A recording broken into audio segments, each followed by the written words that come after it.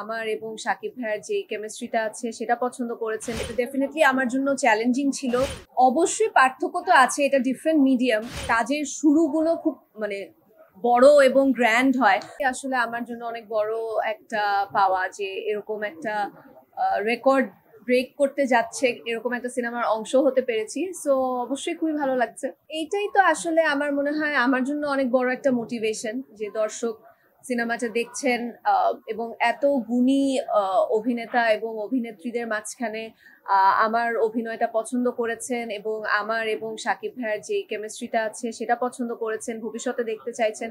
So definitely এটা আমার জন্য একটা বড় পাওয়া, এবং সেই সাথে আমার মনে হয় ভবিষ্যতে আমার কাজগুলোর জন্য এটা আমাকে অনেক মোটিভেট করবে আরো ভালো কাজ করতে। দর্শকদেরকে অবশ্যই অনেক অনেক ধন্যবাদ। এটা ডেফিনেটলি আমার জন্য চ্যালেঞ্জিং ছিল।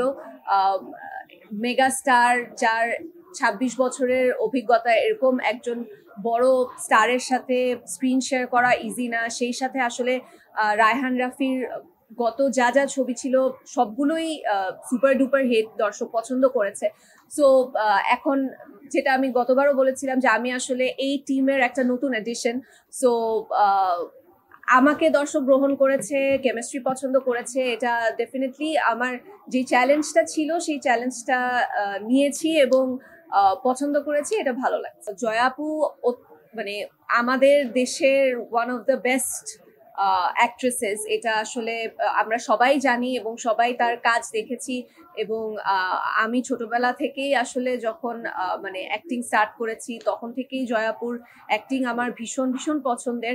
সো এরকম একজন গুণী অভিনেত্রী যে সিনেমাতে আমি অভিষেক করছি সেখানে আছে, এটাও আমার জন্য একটা বড় পাওয়া। এবং সেই সাথে আপু আমাকে খুব সুন্দরভাবে মোটিভেট করেছেন এবং বলেছেন যে ভবিষ্যতে যেন আমি এই ফোকাসটা বা এই কনসেন্ট্রেশনটা দিয়ে কন্টিনিউ করি এই যাত্রায়।